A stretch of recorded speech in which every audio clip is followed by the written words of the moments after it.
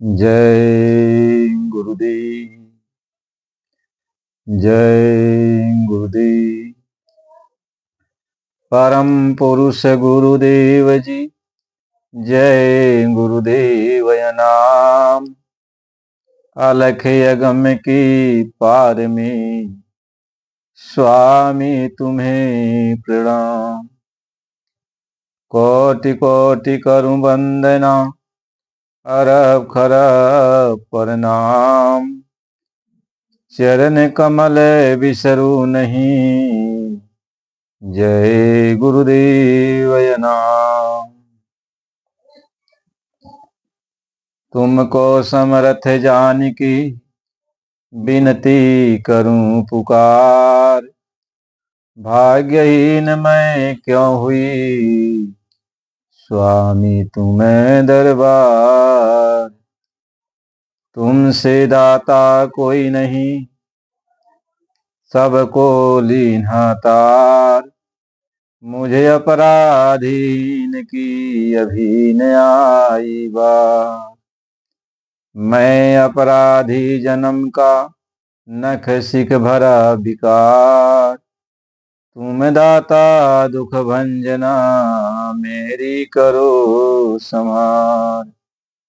मैं तड़पूं तुम दर्श को, जैसे चंद्र चकोर। सीप चहे जिमि स्वाति को, मोर चहे घन घोर। परम पूज्य स्वामी जी महाराज के चरणों में कोट कोट प्रणाम। आप सभी प्रेमी सत्संगी भाई बहनों सबको सादर जय गुरुदेव। आज का ये सत्संग है, जिनका मन नाम जप में, सुमिरन ध्यान भजन में नहीं लगता है, उन्हें क्या करना चाहिए। उनको इस सत्संग को बड़े ध्यान से सुनना चाहिए। आज का ये सत्संग उनके लिए बहुत फायदे का है। जय गुरुदेव। हमारा मन सुमिरन में क्यों नहीं लगता? हमारा मन नाम जपने में क्यों नहीं लगता? हमारा मन भगवान के ध्यान करने में क्यों नहीं लगता? हमारा मन हमें इन अच्छे कामों को से अलग करके और दुनिया के कामों में हमें लगाता है। ये मन है, यदि आपको भगवान की भक्ति में लगा दे तो आपका कल्याण हो जाएगा। ये मन है, यदि यह दुनिया में लगा दे तो आप नरकगामी हो जाओगे। आपका इस संसार में कोई भी दुश्मन नहीं है। यह संसार में कोई भी आपका दुश्मन नहीं है। यदि दुश्मन कोई आपका है तो यह मन है। यह मन लज्जत का आशिक है। इसको जहां लज्जत मिलती है, जहां स्वाद मिलता है, उधर वो चला जाता है। यह हर क्षण हर पल स्वाद ही खोजता है। यदि इसको स्वाद नहीं मिला तो उस जगह से हट जाता है। इंद्रियों के भोगों में स्वाद खोजता है। किसी के साथ बैठने उठने में भी स्वाद खोजता है। बातचीत करने में स्वाद खोजता है। हंसी दिलगी करने में स्वाद खोजता है। खाने पीने में स्वाद खोजता है। चलने उठने बैठने सोने जागने में स्वाद खोजता है। ये कोई ऐसा समय नहीं है जिस समय यह स्वाद न खोजे। हर समय यह स्वाद खोजता है। यह बहुत लोभी है, बहुत स्वार्थी है। इसको यदि इसका स्वार्थ नहीं मिलता, इसको कोई लाभ नहीं मिलता, इसकी इच्छा पूर्ति नहीं होती, तो उस जगह से ये हट जाता है। उस जगह से नफरत करने लगता है। और यह मन आज से नहीं, जुगों जुगों से ऐसा करता आया है। और ये आत्मा जुगों जुगों से मन के इस चंगुल से निकल नहीं पा रही और पिटती चली जा रही है। ये मन है जो हर तरह से घेर घार करके आत्मा को रखा हुआ है। जैसे ठग होते हैं, किसी मुसाफिर को लूटने को होता है तो उसके इर्द गिर्द चारों तरफ घूमते रहते हैं और जैसे मौका मिलता है उसको लूट लेते हैं।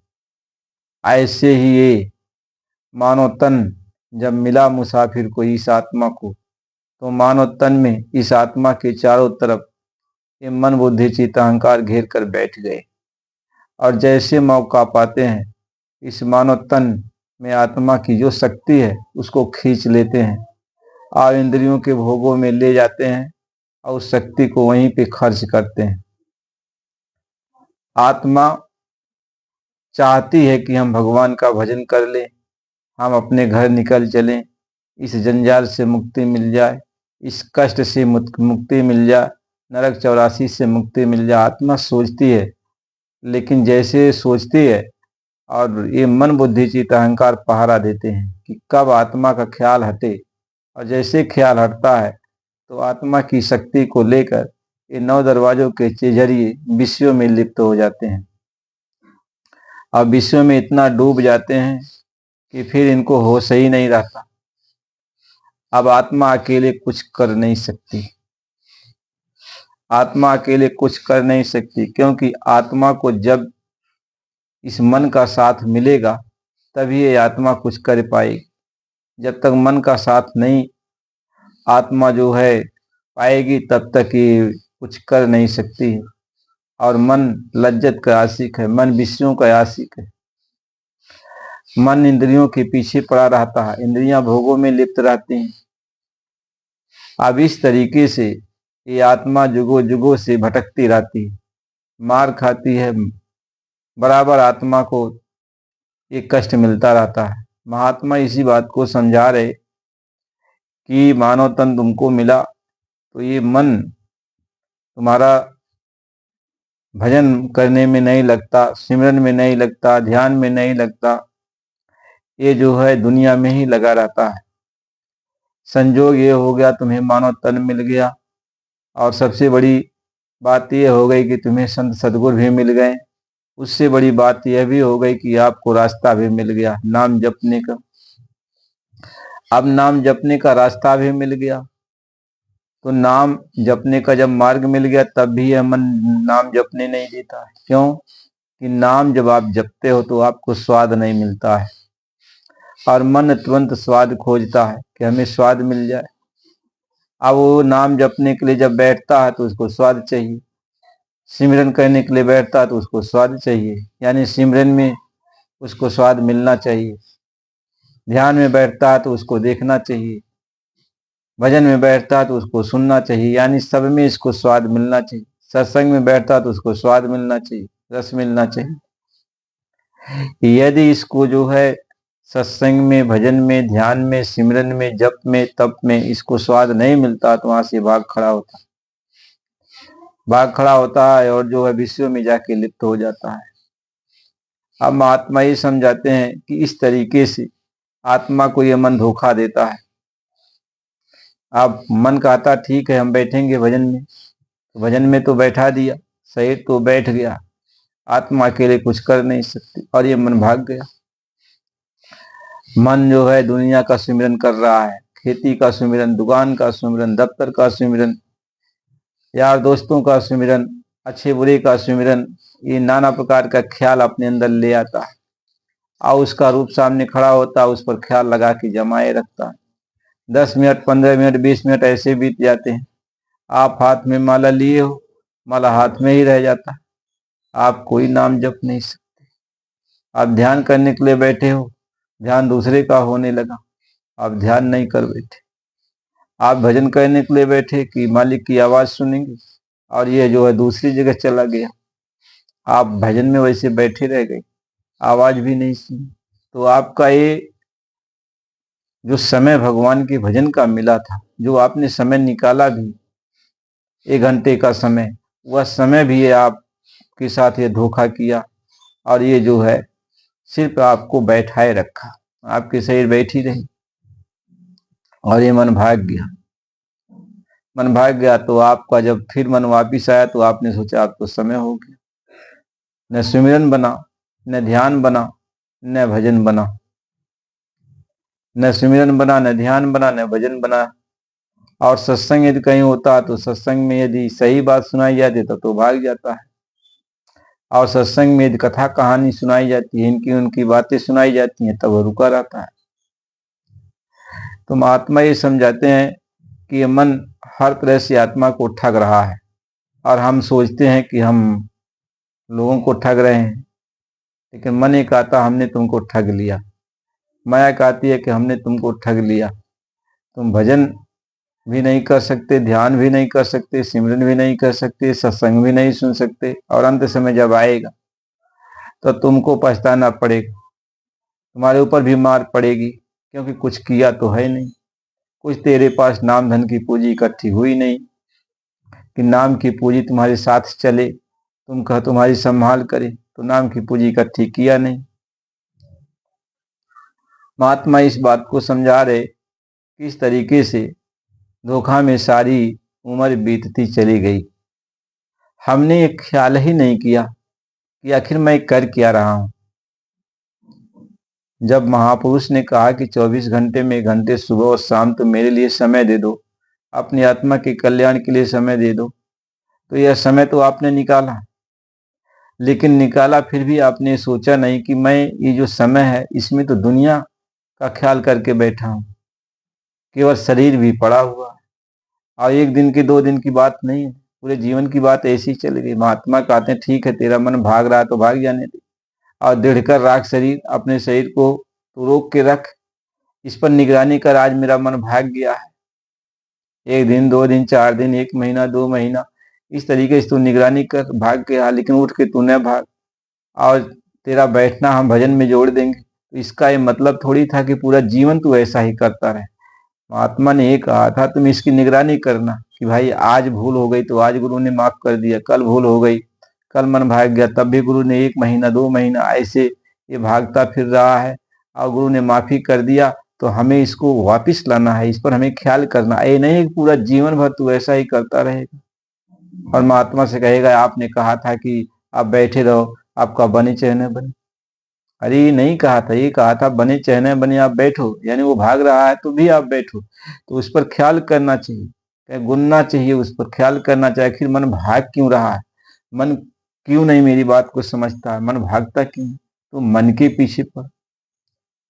इसलिए महात्मा ये समझाते हैं कि माला फेरे तो जुग गया, गया न मन का फेर, और कर का मन का डाल दे, मन का फेर। यानी तू विचार कर, यानी जब तुम्हारा समय पूरा हो गया माला करने का और मन भाग रहा है, तो विचार कर, अब तो माला नहीं करना है, लेकिन अब विचार करे मन क्यों भागता है, मेरा मन क्यों इधर से उधर जाता है। अब तो मन के पीछे पड़ जा कि मन भागता क्यों है, आखिर इसको क्या चाहिए, क्यों इधर उधर दुनिया में भागता है, आखिर मुझसे क्या गलती हो रही है, मन रुकता नहीं है। तो महात्मा इस बात को समझाते हैं जब तुम विचार करने लगेगा मन को भागने का, मन भागता क्यों है, क्या खोजता है, उस पर तू विचार करेगा तो उसके अनुसार सोचेगा कि एक कमी हमारे अंदर है, इसलिए मन भागता है, तो उस कमी को तू दूर करने की कोशिश करेगा कि हाँ ये कमी हम नहीं करेंगे, इस कमी को नहीं करेंगे। आखिर महात्माओं की रहनी गहनी कैसी होनी चाहिए, उनके शिष्यों की रहनी गहनी कैसे होनी चाहिए, उनके साथ उठक बैठक लोगों का साथ कैसे करना चाहिए, कैसे बोली भाषा का प्रयोग करना चाहिए, कैसे खान पान करना चाहिए, ये सब पर तो विचार करेगा। आचारी सब जग बना, विचारी मिला न कोई, और कोटि आचारी बारी एक विचारी जो हो, तो तू विचार करेगा आखिर हमारा मन किस कारण से भाग रहा है।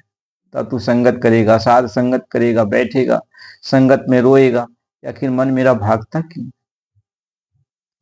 क्योंकि मन मेरा भागता रुकता क्यों नहीं, और इतना सारा उम्र बीतती चली जा रही है, मौत सामने खड़ी है, कब क्या किसका हो जाए कोई ठिकाना नहीं, और मन मेरा रुकता नहीं। जब तक मन रुकता है, रुकेगा नहीं, काम एक भी होने वाला नहीं। और महापुरुष ये कहते हैं कि जिन्होंने मार मन डाला उन्हीं को सूरमा कहना, बड़ा वैरी मन घट में इसी को जीतना कठिना। यानी जिसने मन को रोक लिया वही बहादुर है, और बड़ा बैरी तो है, सबसे बड़ा दुश्मन तो यही है। सबसे बड़ा दुश्मन यही है जो तुम्हारा जो है पूंजी खा रहा है और समय तुम्हारा सब बर्बाद कर दे रहा है, तुम्हें धोखा दे रहा है। तो सबसे बड़ा दुश्मन तो यही है। इसलिए मन के पीछे पड़ो, मन को रोको। तो विचार यही करना चाहिए, रोना चाहिए, समझना चाहिए अपने अंदर कि आखिर कमी क्या हो गई, क्यों मन हमारा भाग रहा है। तो जब आप सत्संगत में बैठने लगोगे, सत्संगत में आपको ये समझाया जाएगा, आपकी रहनी गानी, आपके ख्याल ध्यान, आपकी हर बातों को एक एक करके जो है हर रहस्य को खोला जाता है। जब आप उसको सुनोगे, गुनोगे, ध्यान लगाओगे, तब वैसा आप जो है बनने की कोशिश करने लगोगे कि नहीं हमको ऐसा करना चाहिए। जब आप वैसा बनने लगोगे तो धीरे धीरे धीरे धीरे मन रुकने लगेगा, क्योंकि मन की बनावट जो है वो आपके स्वभाव के ऊपर होती है। आपकी स्वभाव जैसा आपका स्वभाव बनता है वैसा मन बन जाता है। आपका स्वभाव क्रोधी हो गया तो मन क्रोधी हो गया, आपका स्वभाव लोभी हो गया तो मन लोभी हो गया। आपका स्वभाव जैसा बन जाता है, आपके स्वभाव के अंदर डर पैदा हो गया तो मन डर जाता है। आपका स्वभाव ये बदलेगा कैसे? संगत सोहबत से। जब आप संगत में जाओगे, उनकी सोहबत करोगे, तो संगत सोहबत का रंग चढ़ने लगता तो वैसा मन बन जाता। सबसे बड़ी विशेष बात तो यह है कि मन जो है, इस पिंडी मन का जो खेल है, या पिंडी मन वैसे ही बन जाता है जैसी आपकी संगत सोहबत होती है। यदि पापियों की संगत सोहबत करो तो मन पापी बन जाता है। व्यभिचारी दुष्कर्मी का संगत करो तो मन व्यभिचारी दुष्कर्मी बन जाता है। शराबी कबाबी का सुमिरन करो, ख्याल करो, उनका साथ करो तो मन शराबी कबाबी बन जाता है। तो सबसे बड़ी बात विचित्र ये है कि मन का जो रूप है वह संगत से बदलता है। इसलिए यदि आप अच्छी संगत करोगे तो मन आपका अच्छा हो जाएगा, यदि आप खराब संगत करोगे तो मन आपका खराब हो जाएगा।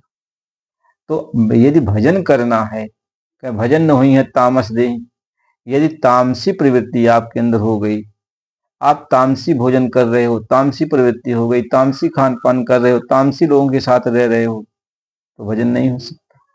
क्योंकि वह मन तामसी हो गया, मन राजसी स्वभाव का हो गया, मन के अंदर दैत्य बुद्धि आ गई, मन क्रोधी स्वभाव का हो गया, लोभी स्वभाव का हो गया, मोही स्वभाव का हो गया।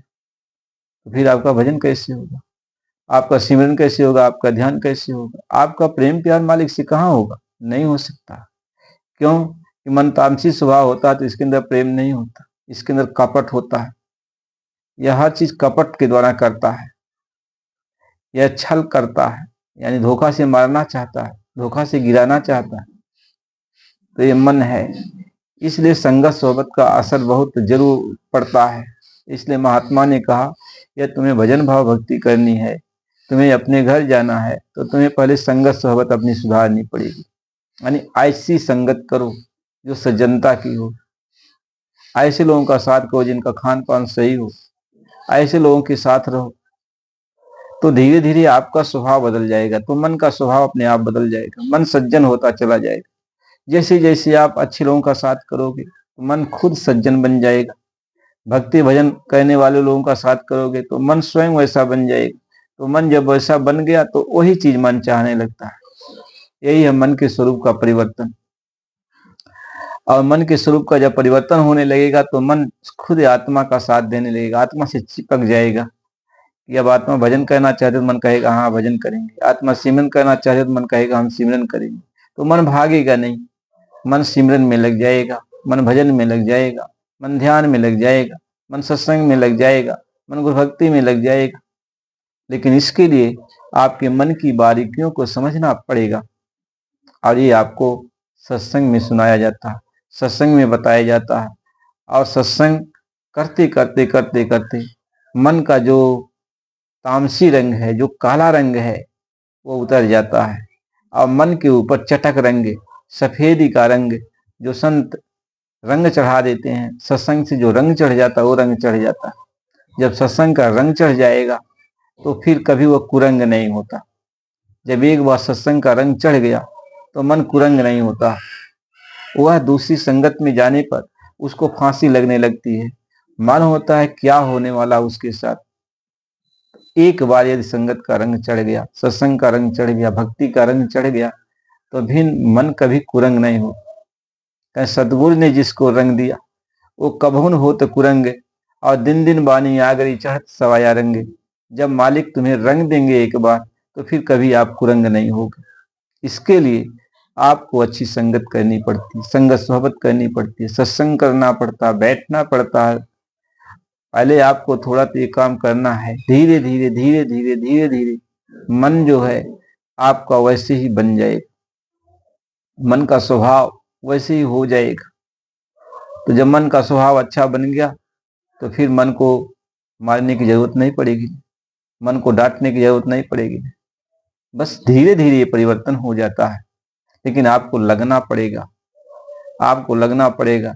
आपको सत्संग से प्रेम करना पड़ेगा, साधु महात्माओं से प्रेम करना पड़ेगा, उनकी संगत सोहबत करनी पड़ेगी, उनके लिए आपको कुछ करना पड़ेगा, यानी ख्याल ध्यान अपना उनके प्रति लगाना पड़ेगा। तो मालिक यही कहते हैं, कुछ तुम करो कुछ मैं करूं, कुछ उस मालिक की दया हो जाएगी तो काम आसान हो जाएगा। तो तुम सत्संगत में आओगे, सत्संगत के वचन सुनोगे, ये तुम्हारा काम है। और इसके बाद सफाई करने का काम, यानी तेरे मन के ऊपर जो कालिमा लग गई, सफाई करने का काम मेरा है, यानी संत का है, सदगुरु का है। गुरु ये कहते हैं तू आ गया तो सफाई मैं कर दूंगा, और उस पर ऊपर से उस मालिक की दया हो जाएगी तुम्हारे ऊपर। हो जब दया हो गई तो काम तुम्हारा आसान हो जाएगा। तो तुम्हारा सिमरन भी बनेगा, ध्यान भी बनेगा, भजन भी बनेगा, सेवा सत्संग में तुम्हारा मन लगेगा, और तुम्हारी सूरत जाग जाएगी, तुम्हारी आत्मा के अंदर प्रकाश जाग जाएगा, तुम्हारा मन जो है प्रकाशित हो जाएगा। महात्मा इस बात को समझा रहे। इसलिए हमें अपने मन को बस में करने के लिए, हमें जब तक अपना सिमरन ध्यान भजन करने के लिए हमें जो है महात्माओं की जो वचन है उस पर अमल करना चाहिए, और हमें सत्संगत करनी चाहिए, संतों महात्माओं का साथ करना चाहिए, उनकी संगत में आना जाना चाहिए, उनकी संगत से प्रेम करना चाहिए, उनकी संगत के लिए कुछ करना चाहिए। यानी अपना ख्याल ध्यान जैसे भी बने, कहे जैसे बने तैसे कर भक्ति, यानी जिस तरीके से बन पड़े तू ये भक्ति कर ले, चाहे जैसे कर ले। इसी भक्ति को करने से तुम्हारे जो इसीलिए कहा गया कि मोटे बंधन जगत के गुरु भक्ति से काट। यही गुरु भक्ति है कि साधु महात्माओं की संगत करो, संतों की संगत करो, उनके साथ उठक बैठक करो, उनका जो है वचन वाणी सुनो, वो जो कहते हैं उस बात को समझो बूझो, यही उनकी संगत है। इसी को करने से, यही भक्ति है, करने से जो है मोटा बंधन, जो कालिमा लगी हुई है मन के अंदर, विश्व में जो रत है, जो विषय भोग को अमृत समझता है, धीरे धीरे उधर से इसका मन हट जाएगा, उधर से इसका ख्याल हट जाएगा। जब हट गया और सब कुछ मैलाई साफ हो गई, तो महात्मा इसके ऊपर जो है संत मत का, यानी रूहानियत का, अपने घर चलने का, अपने घर जाने का जो मार्ग है वो उसको प्रदान कर देते हैं, वह रंग चढ़ा देते हैं। तो अब वो रंग उसके ऊपर जब चढ़ गया तो खुशहाल हो जाता है। अब वो कहता है कि अब तो हम अपने को एक उसके अंदर एक तरीके से वो हो जाता है, कैसे कोई आदमी कोई नौकरी पा गया, कोई कुछ पा गया, तो उसके अंदर एक तरह का गश्त हो जाता है। ऐसे ही जब रंग चढ़ जाता है संगत का, तो अंदर में कुछ अनुभव होने लगता है, अंदर में कुछ ज्ञान होने लगता है, और उसके वचन बाड़ी में तेज होने लगता है। अब वह बहुत प्रसन्नचित होने लगता है। तो कहता हमको जो आनंद इसमें मिला, कहें जो सुख पाओ नाम भजन में, सो सुख ना ही मेरी में, मन लागो मेरी यार फकीरी में। कहते हैं अब उसको जो है बहुत आनंद की प्राप्ति होने लगती है। इसलिए प्रेमी भाई बहनों, अब इसके आगे का सत्संग फिर आपको अगली वीडियो में दिया जाएगा, इसलिए चैनल को लाइक सब्सक्राइब कर दीजिए। यदि आप नए हो, पुराने हो, तो आप लाइक करो, कमेंट करो, और जो है बराबर सत्संग सुनने की चाह रखो, क्योंकि सत्संग से ही परिवर्तन होता है। जब तक सत्संग नहीं सुनोगे तो परिवर्तन नहीं हो सकता, सत्संग से ही परिवर्तन होता है। इसलिए प्रेमी भाई बहनों, प्रेम से बोलें जय गुरु।